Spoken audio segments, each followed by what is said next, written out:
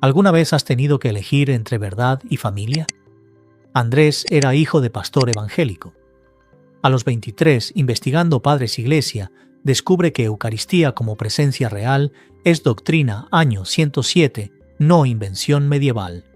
Se convierte católico. Padre respuesta: elige Roma o esta familia. Lo echa de casa. 10 años, silencio total. Padre fallece cáncer, 2021. Semana después, encuentran carta nunca enviada. Andrés, investigué lo que me dijiste sobre Padres Iglesia, tenías razón. Perdóname, no tuve valor decírtelo. Padre admitió verdad en privado, pero murió sin decírselo a su hijo. Andrés encontró paz no en reconciliación perfecta, sino en saber que Padre, al final, investigó honestamente. Este es testimonio para todos los que perdieron familia por seguir conciencia. No estás solo. Y redención viene de formas inesperadas.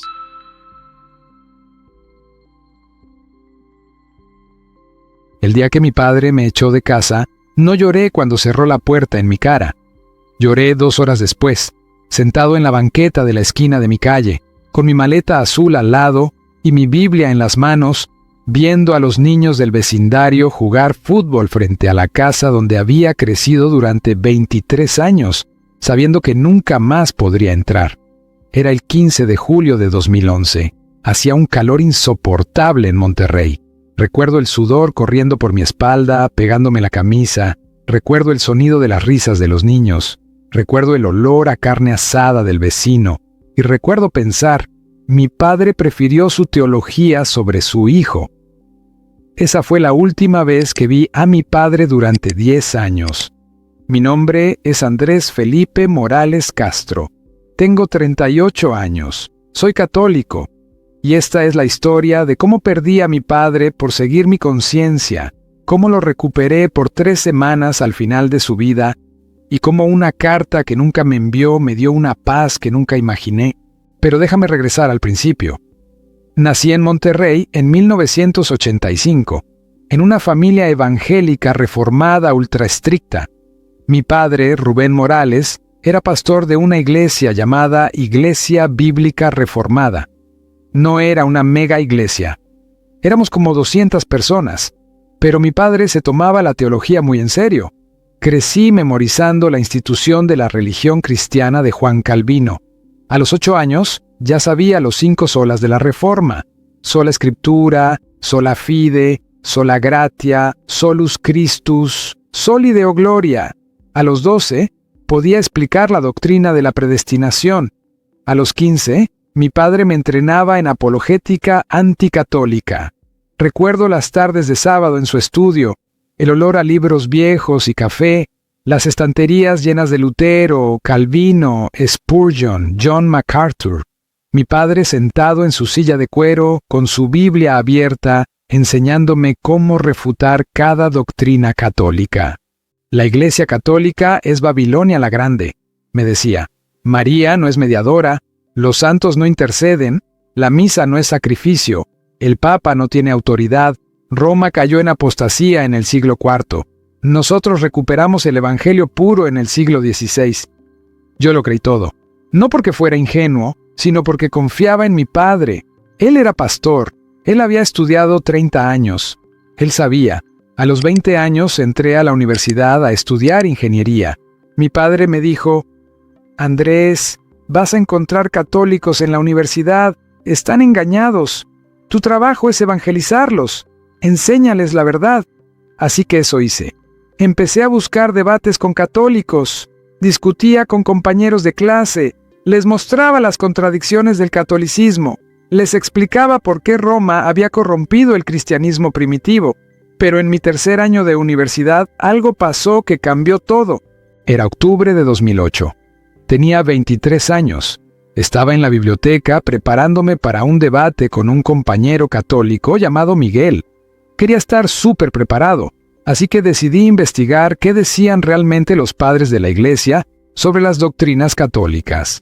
Mi padre siempre me había dicho: los padres de la iglesia son irrelevantes, solo la Biblia importa.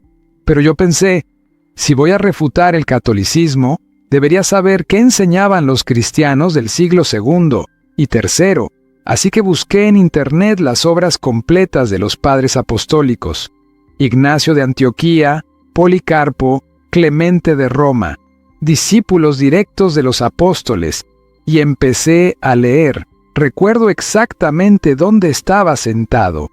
Tercer piso de la biblioteca, mesa junto a la ventana, vista al campus. 5 de la tarde, luz anaranjada del atardecer entrando por la ventana. Y mientras leía, algo dentro de mí empezó a colapsar. Ignacio de Antioquía, discípulo del apóstol Juan, escribiendo en el año 107 de Puexcrucio: absténganse de la Eucaristía y de la oración, porque no confiesan que la Eucaristía es la carne de nuestro Salvador Jesucristo. Presencia real. En el año 107, solo 6 años después de que el apóstol Juan escribiera su Evangelio. Seguí leyendo. Justino Mártir, año 150 de Cristo. No recibimos estas cosas como pan común y bebida común, sino que, así como Jesucristo nuestro Salvador se encarnó por la palabra de Dios, así también el alimento eucarístico es la carne y sangre de aquel Jesús encarnado. Ireneo de León, discípulo de Policarpo, quien fue discípulo de Juan, año 180 de Cristo. El pan, al recibir la invocación de Dios, ya no es pan común, sino la Eucaristía. Leí durante 4 horas sin parar. Cuando terminé eran las 9 de la noche. La biblioteca estaba casi vacía, y yo estaba sentado ahí con mi cabeza entre las manos, sintiendo que todo lo que me habían enseñado durante 23 años se estaba desmoronando. Porque si la Eucaristía como presencia real era doctrina del siglo I y II, entonces no era una corrupción medieval, era cristianismo apostólico. Esa noche no pude dormir. Me quedé despierto hasta las 4 de la madrugada leyendo más. La intercesión de los santos, la autoridad del obispo de Roma, la sucesión apostólica, todo estaba ahí, en los escritos de los cristianos que vivieron solo 100 años después de Cristo. Durante las siguientes 3 semanas, investigué obsesivamente, leí todo lo que pude encontrar, los padres apostólicos, los padres apologistas, los padres capadocios, los concilios ecuménicos. Y cada día, la evidencia se hacía más clara. La Iglesia Católica no había inventado sus doctrinas en la Edad Media. La Iglesia Católica preservaba doctrinas que existían desde el principio. El 10 de noviembre de 2008 fui a mi primera misa. Recuerdo todo de ese día. Era domingo por la mañana, 11 de la mañana, parroquia de Nuestra Señora de Guadalupe. Entré con miedo, sintiendo que estaba traicionando todo lo que mi padre me había enseñado. Me senté en la última banca. La misa comenzó. Las lecturas, los salmos, la homilía, y luego llegó la consagración. El sacerdote alzó la hostia. Este es mi cuerpo. Alzó el cáliz. Esta es mi sangre. Y en ese momento sentí algo que nunca había sentido en 23 años de servicios evangélicos. Sentí presencia, no emoción, no euforia, sino presencia real, física, de Cristo. Salí de esa misa sabiendo que tenía que convertirme, pero había un problema: mi padre. Durante las siguientes semanas intenté hablar con él. Le mostré lo que había descubierto. Le pedí que leyera a Ignacio de Antioquía, a Justino Mártir, a Ireneo. Le rogué que investigara honestamente. Recuerdo una conversación específica. Era diciembre de 2008. Estábamos en su estudio, yo sentado frente a su escritorio, él con su Biblia abierta. «Papá», le dije, «los padres de la Iglesia del siglo II enseñaban la presencia real en la Eucaristía. No es una invención medieval. Está documentado». Mi padre cerró su Biblia lentamente. Me miró con una expresión que nunca había visto antes. No era enojo, era decepción profunda. «Andrés», me dijo con voz muy calmada, «los padres de la Iglesia se equivocaron. Solo la Biblia es infalible. Si ellos enseñaron presencia real, estaban corrompiendo el Evangelio puro». Pero papá, ellos conocieron a los apóstoles. Ignacio conoció a Juan, Policarpo conoció a Juan. ¿Cómo podemos decir que se equivocaron en algo tan fundamental como la Eucaristía? Andrés, me interrumpió levantando la voz por primera vez. No voy a discutir esto contigo. Roma es apostasía, siempre lo ha sido. Y si estás considerando convertirte, necesitas saber que eso tendría consecuencias. ¿Qué tipo de consecuencias?, pregunté. Mi padre se quedó callado durante un momento largo. Luego dijo algo que nunca olvidaré. Si eliges Roma sobre la verdad, estarás eligiendo Roma sobre esta familia. Salí de su estudio con las manos temblando. Durante los siguientes 6 meses, seguí investigando. Tomé clases de catecismo en secreto. Asistí a misa todos los domingos, y el 15 de junio de 2009 fui recibido en la Iglesia Católica. Fui bautizado condicionalmente, confirmado, y recibí mi primera comunión. No le dije a mi padre hasta 2 semanas después. Era el 30 de junio de 2009, una tarde calurosa de verano. Mi padre había llegado a casa después de una reunión de ancianos en la iglesia. Yo lo esperaba en la sala. «Papá», le dije cuando entró, «necesito decirte algo. Me hice católico hace 2 semanas». Mi padre se detuvo en seco. Dejó su maletín en el suelo. Me miró como si no me reconociera. «¿Qué dijiste?» «Me convertí al catolicismo. Fui bautizado condicionalmente, confirmado, y recibí mi primera comunión el 15 de junio». Mi padre no gritó, no se enojó visiblemente. Solo se quedó ahí parado, mirándome, con una expresión de dolor que nunca había visto en él. «Andrés», me dijo finalmente, «¿entiendes lo que acabas de hacer?» «Sí, papá. Investigué honestamente, leí a los padres de la iglesia, seguí la evidencia, y la evidencia me llevó a Roma». «La evidencia», repitió mi padre con amargura. ¿La evidencia te llevó a adorar a María, a rezarle a santos muertos, a creer que un pedazo de pan es Dios? Papá, por favor, no es así como... «No», me interrumpió levantando la mano. «No quiero escucharlo. He sido pastor durante 30 años. He estudiado la Biblia durante 30 años. Y mi propio hijo me dice que Roma tiene razón y yo estoy equivocado». «No estoy diciendo que tú estés equivocado como persona, papá. Estoy diciendo que la Iglesia Católica preserva las doctrinas apostólicas que...» «¡Basta!», gritó mi padre.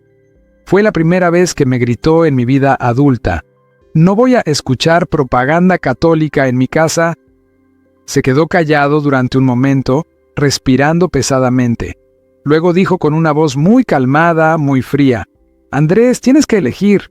O renuncias a esta locura católica y regresas a la fe verdadera, o te vas de esta casa». Sentí como si me hubieran golpeado en el estómago. «Papá, ¿estás diciendo que me vas a echar?» «Estoy diciendo que no voy a tener un católico viviendo bajo mi techo. No voy a permitir que contamines a tu hermana menor con esta apostasía. Así que sí, si no renuncias al catolicismo, necesitas irte». «Papá, por favor, ¿vas a renunciar?». Lo miré a los ojos, y me di cuenta de que no había manera de razonar con él. No en ese momento, tal vez nunca. «No, papá, no voy a renunciar. Encontré la verdad, y no puedo ignorarla solo porque tú no quieras investigarla». Mi padre asintió lentamente. «Entonces tienes hasta mañana para empacar tus cosas y salir de esta casa». Esa noche empaqué todo lo que poseía en 2 maletas. Ropa, libros, mi computadora, mi Biblia. Recuerdo el silencio de la casa. Mi madre lloraba en su cuarto, pero no salió a verme. Mi hermana Sofía, que tenía 18 años, entró a mi cuarto alrededor de medianoche. «Andrés», me susurró, con lágrimas en los ojos, «¿de verdad te vas? Papá me está echando, Sofía». «¿Pero por qué? ¿Solo porque te hiciste católico?». «Sí». Sofía se quedó callada. Luego me abrazó. «No entiendo por qué papá está haciendo esto, pero quiero que sepas que yo no te voy a dejar de hablar. No importa lo que él diga». Esas palabras me dieron un poco de esperanza. Al día siguiente, 15 de julio de 2011, a las 10 de la mañana, bajé mis 2 maletas. Mi padre estaba sentado en la sala, leyendo su Biblia. No me miró cuando pasé, no dijo nada. Mi madre estaba en la cocina. Me acerqué a ella. «Mamá». Ella se volteó, con los ojos rojos de tanto llorar. «Andrés, ¿por qué estás haciendo esto? ¿Por qué estás destruyendo esta familia? Mamá, yo no estoy destruyendo nada, papá me está echando. ¿Por qué elegiste Roma sobre tu familia?» No elegí Roma sobre mi familia, elegí seguir mi conciencia. Mi madre negó con la cabeza. «Reza para que Dios te traiga de regreso a la verdad». Y se fue de la cocina. Salí de la casa con mis 2 maletas. Mi padre nunca levantó la vista de su Biblia. Cerré la puerta detrás de mí, escuché el seguro girando desde adentro, y me quedé ahí parado en el porche con el sol de julio golpeándome la cara, sintiendo el calor del concreto bajo mis pies, escuchando el sonido de los niños jugando en la calle. Y fue ahí, 2 horas después, sentado en la banqueta de la esquina, cuando finalmente lloré. Un amigo de la universidad me dejó quedarme en su apartamento durante un mes. Luego conseguí un trabajo de ingeniería y renté mi propio lugar. La vida continuó, pero durante los siguientes 10 años viví con un vacío enorme, porque mi padre no me hablaba, mi madre solo me llamaba una vez al año en mi cumpleaños, conversaciones incómodas de 5 minutos. La única persona de mi familia que mantuvo contacto fue mi hermana Sofía, pero teníamos que vernos en secreto porque mi padre le había prohibido hablar conmigo. Recuerdo Navidades pasándolas solo en mi apartamento. Recuerdo cumpleaños sin llamadas de mi padre. Recuerdo pensar en él cada día y preguntarme si alguna vez me perdonaría. Intenté contactarlo 3 veces durante esos 10 años. En 2012, le envié una carta de 10 páginas explicando por qué me había convertido. La carta me fue devuelta sin abrir. En 2013, fui a la iglesia donde él predicaba un domingo por la mañana. Después del servicio, me acerqué a él. «Papá», le dije. Él me miró, me dio la espalda y se fue sin decir una palabra. En 2014 intenté que mi madre fuera intermediaria. Ella me dijo: «Tu padre está firme. Hasta que renuncies al catolicismo, él no va a hablar contigo». Así que me rendí. Durante los siguientes 6 años, viví resignado a que mi padre me había borrado de su vida. Pero la vida siguió. Conocí a una mujer católica increíble llamada Laura en 2014. Nos casamos en 2015. Tuvimos 2 hijos, Mateo en 2016 y Isabel en 2019. Mi padre nunca conoció a mi esposa, nunca conoció a sus nietos, nunca supo que Mateo tenía sus mismos ojos, nunca supo que Isabel tenía su misma risa, y eso me dolió más que cualquier otra cosa, porque no solo me había quitado a mí de su vida, se había quitado a sí mismo de la vida de mis hijos. Para 2020, yo había llegado a una especie de paz amarga. Había aceptado que mi padre nunca cambiaría, había aceptado que la relación estaba muerta, y había aprendido a vivir con eso. Pero entonces llegó enero de 2021. El 15 de enero, a las 8:30 de la noche, mi teléfono sonó. Era mi hermana Sofía. Estaba llorando tan fuerte que casi no podía hablar. «Andrés», dijo entre sollozos, «es papá». Mi corazón se detuvo. «¿Qué pasó?» «Tiene cáncer de páncreas. Los doctores dicen que es terminal. Le dan 3 meses, tal vez menos». No pude hablar durante un momento. 10 años sin verlo, y ahora me estaban diciendo que se estaba yendo. «Andrés», continuó Sofía, «papá me preguntó por ti y dijo que quiere verte antes del final». «¿De verdad dijo eso?», pregunté sin poder creerlo. «Sí. ¿Vendrás?». Esa noche no pude dormir. Me quedé despierto hasta el amanecer pensando. Durante 10 años, había querido que mi padre me llamara, y ahora que finalmente lo estaba haciendo, era porque se estaba muriendo. Hablé con mi esposa Laura. «No sé si puedo ir», le dije. Me echó. Pasó 10 años sin hablarme. Y ahora que está enfermo, ¿se supone que debo perdonarlo? Laura me tomó la mano. «Andrés, ve. No por él, por ti. Porque si no vas, dentro de 20 años te vas a arrepentir». También hablé con mi padre confesor. Le conté toda la historia. Él me dijo algo que nunca olvidaré. «Andrés, El perdón no significa que lo que tu padre hizo esté bien. Significa que tú eliges no cargar con el peso del resentimiento. Ve a verlo y deja que Dios haga el resto. Así que el 25 de enero de 2021, a las 2 de la tarde, entré al hospital donde mi padre estaba internado. Recuerdo el olor a desinfectante, el sonido de las máquinas, las luces fluorescentes del pasillo y el miedo en mi estómago mientras caminaba hacia su habitación. Mi hermana Sofía me esperaba afuera. Me abrazó fuerte. «Está muy delgado», me advirtió. «Ha perdido como 40 kilos. Pero está consciente y quiere verte». Abrí la puerta despacio y ahí estaba mi padre. Tenía 68 años, pero parecía de 80. Estaba acostado en la cama del hospital, con tubos conectados a su brazo. Su cara estaba hundida. Sus ojos, que siempre habían sido tan llenos de certeza, ahora se veían cansados. Cuando me vio, sus ojos se llenaron de lágrimas. «Andrés», dijo con una voz débil, «viniste». Me acerqué a la cama. No sabía qué decir.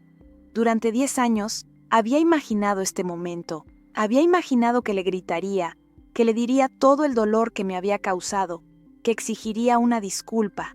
Pero al verlo ahí, tan frágil, tan humano, no pude decir nada de eso.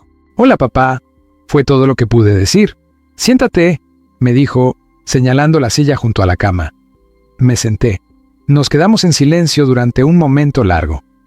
«Cuéntame de tu vida», me dijo finalmente, así que le conté. Le conté sobre Laura, sobre Mateo e Isabel, sobre mi trabajo como ingeniero, sobre la parroquia donde íbamos a misa, sobre la paz que había encontrado en la iglesia católica. Mi padre escuchó sin interrumpir, y cuando terminé, dijo algo que no esperaba. «Parece que has construido una buena vida». «Sí, papá, tengo una buena vida». «Me hubiera gustado conocer a tus hijos», dijo mirando hacia la ventana. «A mí también me hubiera gustado», respondí honestamente. Nos quedamos en silencio otra vez. Había tanto que quería decir, tanto que quería preguntarle, pero no sabía por dónde empezar. Durante las siguientes 3 semanas lo visité 5 veces. Cada visita era incómoda. Mi padre nunca se disculpó por haberme echado, nunca dijo «perdóname». Solo hablábamos de cosas superficiales, el clima, las noticias, mis hijos. Pero en la última visita, el 10 de febrero, algo cambió. Yo estaba sentado junto a su cama, él miraba el techo, y de repente, sin mirarme, me preguntó, «Andrés, ¿de verdad te encontraste a Jesús ahí, en Roma?» Fue la primera vez en 10 años que me preguntaba sobre mi fe. Lo miré, y decidí responderle con total honestidad. «Sí, papá, lo encontré, en la Eucaristía, en los sacramentos, en la comunión de los santos. Jesús siempre estuvo ahí, desde el principio, en los escritos de los padres de la iglesia que tú me enseñaste a ignorar». Mi padre cerró los ojos. Una lágrima corrió por su mejilla. No dijo nada más. Esa fue la última conversación que tuve con él. El 18 de febrero de 2021, a las 6:15 de la mañana, mi hermana me llamó. «Andrés, papá acaba de partir. Estuve con él hasta el final. Sus últimas palabras fueron, díganle a Andrés que vine». No llegué a tiempo. Para cuando llegué al hospital, ya se había ido. El funeral fue 3 días después. Yo asistí, pero me senté atrás. Los miembros de la iglesia de mi padre me miraban con desaprobación. Para ellos, yo era el hijo apóstata que había roto el corazón de su pastor. Después del funeral, mi madre me abrazó por primera vez en 10 años. No dijo nada. Solo lloró en mi hombro. Durante los siguientes días, viví en una especie de niebla. Mi padre se había ido. Y nunca tuvimos la reconciliación perfecta que yo había imaginado. Nunca se disculpó. Nunca me dijo, tenías razón. Nunca admitió que tal vez se había equivocado al echarme. Y yo tendría que vivir con eso. Pero entonces, el 25 de febrero, 7 días después del funeral, mi hermana Sofía me llamó. «Andrés», me dijo con una voz extraña, «encontré algo en el escritorio de papá, una carta. Está dirigida a ti y está fechada. Está fechada el 5 de enero». Mi corazón empezó a latir más rápido. ¿El 5 de enero?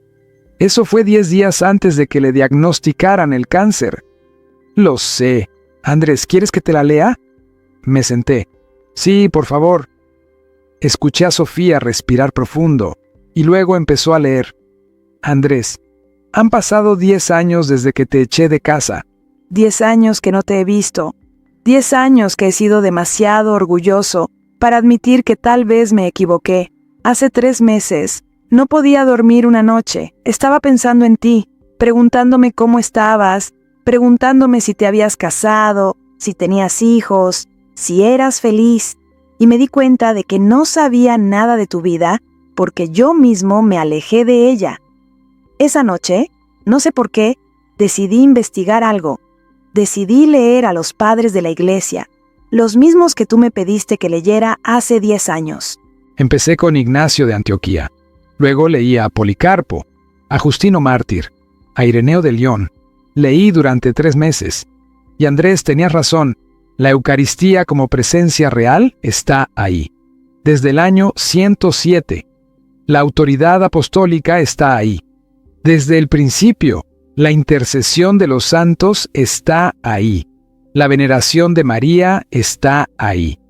Todo está ahí en los escritos de los cristianos que vivieron un siglo después de Cristo. He sido pastor durante 40 años. He predicado contra Roma durante 40 años. Y durante 40 años nunca investigué honestamente lo que ellos realmente enseñan. Solo repetí lo que otros protestantes dijeron. Solo ataqué hombres de paja. No sé si me haré católico. Soy viejo. Tengo miedo de lo que la congregación dirá. Tengo miedo de admitir que me equivoqué durante 40 años.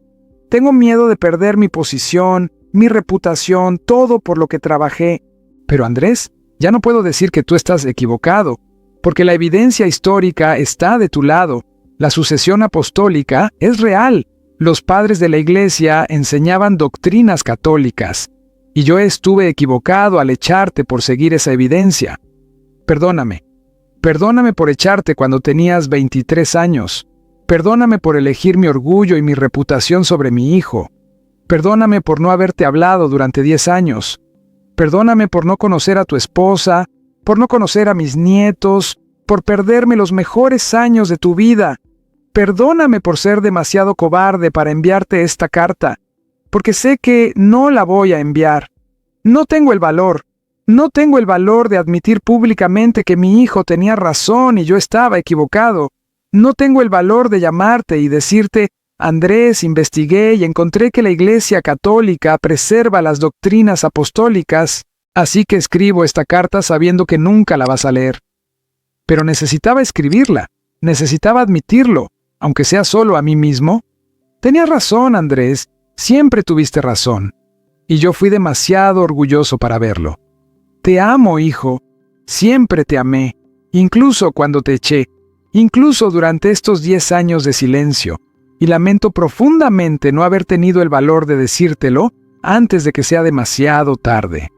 Tu padre, Rubén Morales, 5 de enero de 2021.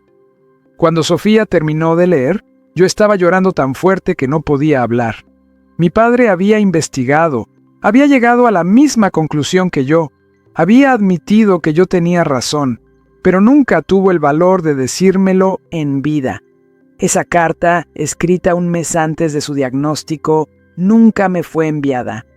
Mi padre la guardó en su escritorio y se fue de este mundo sin decirme lo que había descubierto. Durante las siguientes semanas releí esa carta docenas de veces, y lentamente empecé a poder entender algo. Mi padre no era un monstruo. Era un hombre orgulloso, sí. Un hombre que eligió su reputación sobre su hijo, sí. Pero también era un hombre que, al final, investigó honestamente, y que tuvo la humildad, aunque fuera en privado, de admitir que estaba equivocado. ¿Me hubiera gustado que me lo dijera en vida? Por supuesto. ¿Me hubiera gustado que tuviera el valor de convertirse? Sí. ¿Me hubiera gustado que pidiera perdón cara a cara? Absolutamente. Pero Dios me dio algo diferente. Me dio una carta póstuma que me mostró que mi padre, en sus últimos meses de vida, buscó la verdad y la encontró. Aunque no tuvo el valor de seguirla públicamente, la reconoció en privado, y eso me trajo una paz que no esperaba. Hoy, 3 años después, miro hacia atrás y veo la mano de Dios en toda esta historia. Mi hermana Sofía, la única que mantuvo contacto conmigo durante esos 10 años, se convirtió al catolicismo en 2022. Ella dijo que la carta de mi padre la impactó profundamente. Si papá pudo investigar honestamente al final de su vida, me dijo, yo también puedo. Mi madre, aunque sigue siendo evangélica, ahora me llama regularmente. Conoce a Laura, conoce a Mateo y a Isabel, viene a visitarnos cada Navidad, y yo aprendí algo sobre el perdón que no sabía antes. El perdón no requiere una disculpa perfecta, no requiere que la otra persona admita su error públicamente, no requiere una reconciliación completa. A veces, el perdón es simplemente elegir soltar el resentimiento, elegir creer que la otra persona hizo lo mejor que pudo con lo que sabía, elegir honrar su memoria a pesar de sus fallas. Cada domingo, en misa, rezo por mi padre, ofrezco la Eucaristía por su alma, y le doy gracias a Dios por darme esa carta, aunque llegara tarde, porque esa carta me liberó de años de amargura. Si tú estás leyendo esto y has perdido familia por seguir tu conciencia, si alguien te dijo alguna vez que elegir la verdad significa elegir la soledad, déjame decirte algo. No estás solo. La iglesia que Cristo fundó tiene espacio para todos los que buscan sinceramente. Y sí, seguir la verdad tiene un costo. Me costó 10 años de relación con mi padre. Me costó no tener a mi familia en mi boda. Me costó que mis hijos no conocieran a su abuelo. Pero también gané algo infinitamente más valioso. Gané la plenitud de la fe. Gané la Eucaristía. Gané 2000 años de sabiduría apostólica. Gané la certeza de estar en la iglesia que Cristo fundó. Y al final, incluso mi padre lo reconoció. Aunque no tuvo el valor de decírmelo en vida. Mi nombre es Andrés Felipe Morales Castro. Tengo 38 años y estoy en paz de haberme convertido al catolicismo. Perdí a mi padre durante 10 años, pero encontré a mi Padre Celestial en la Eucaristía. Y aunque el camino fue doloroso, valió cada lágrima. Si estás considerando seguir tu conciencia hacia la Iglesia Católica, pero tienes miedo del costo, déjame decirte, el costo es real, pero lo que ganas es eterno. Y si estás pasando por rechazo familiar ahora mismo, si alguien te echó por convertirte, si sientes que la verdad te costó todo, déjame decirte algo que aprendí. Dios escribe recto en renglones torcidos. Y a veces, las respuestas que buscamos llegan de maneras que nunca imaginamos. Como una carta encontrada 7 días después de un funeral, escrita por un hombre orgulloso que finalmente tuvo la humildad de investigar la verdad, aunque no tuvo el valor de seguirla. Pero la investigó y la reconoció. Y me pidió perdón, aunque fuera en una carta que nunca me envió. Y eso, al final, fue suficiente para darme paz. Las historias reales tienen el poder de transformar vidas. La que acabas de escuchar puede ser el inicio del cambio en la vida de alguien más. Ayúdanos a compartir este mensaje. Dale like si este testimonio resonó contigo. Suscríbete para más historias de transformación y fe. Comparte con alguien que esté buscando respuestas.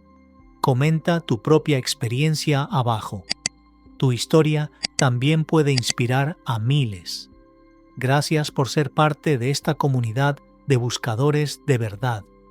Hasta el próximo testimonio.